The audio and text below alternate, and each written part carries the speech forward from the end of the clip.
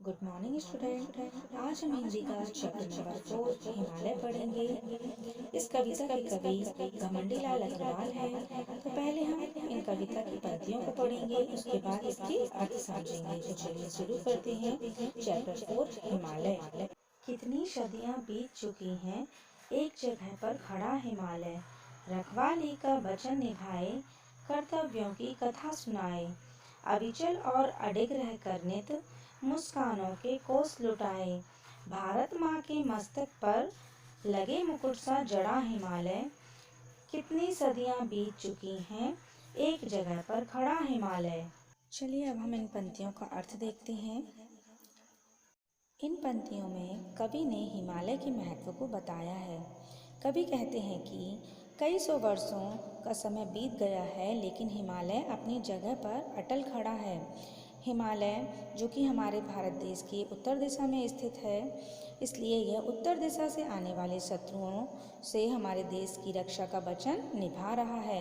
इस तरह अपने कर्तव्य को निभाते हुए वह अविचल और अडिग खड़ा हुआ है और हमें सुरक्षा रूपी मुस्कान दे रहा है। और जो हिमालय पर्वत है वह भारत माता के शीर्ष पर एक मुकुट की तरह जड़ा हुआ है। कई साल बीतने के बाद भी हिमालय अपने स्थान पर अडिग खड़ा हुआ है। अब हम आगे की पंक्तियां पढ़ेंगे। दुश्मन का मुख काला करता, जन जन की पीड़ा को हरता, गंगा की धारा को लाए, परहित में ही जीता रहता, गर्व हमें है पिता सरी का, ले मुकाबला अड़ा हिमालय, कितनी सदियां बीत चुकी हैं, एक जगह पर खड़ा हिमालय। अब हम इन पंक्तियों का अर्थ समझेंगे। हिमालय पर्वत उत्तर दिशा से आने वाले शत्रुओं को हराता है। दुश्मन का मुख काला करता, काला करता मतलब मुख काला करता मतलब हराना। वह अपनी ऊंचाई से देश की रक्षा करता है और वह भारत देश के नागरिकों के दुखों को दूर करता है। जो भारत देश की सबसे बड़ी नदी है गंगा, उसका उद्गम स्थल भी हिमालय से ही हुआ है। तो गंगा जैसी विशाल नदी को हमारे देश में प्रवाहित करने वाला भी हिमालय पर्वत ही है और हिमालय पर्वत दूसरों की सेवा में ही जीता है। हमें उस पर एक पिता के समान गर्व है। जिस प्रकार कोई बच्चा अपने पिता के साथ सुरक्षित महसूस करता है, उसी तरह हिमालय पर्वत हमारे देश को सुरक्षा देता है और हर मुसीबत से मुकाबला करता है।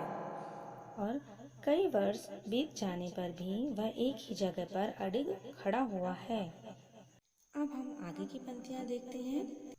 जड़ी बूटियां मिले यहाँ पर, दृश्य यहाँ के सुंदर सुखकर, उत्तर दिशा देश की कायम, खुश हो इसे देखकर अंबर, सतरंगी सपनों की आभा, उम्मीदों का घड़ा हिमालय, कितनी सदियां बीत चुकी हैं, एक जगह पर खड़ा हिमालय। हम इन पंक्तियों का अर्थ समझेंगे। जड़ी बूटियां मिले यहाँ पर, देखिए हिमालय पर्वत बहुत ही विशाल पर्वत है।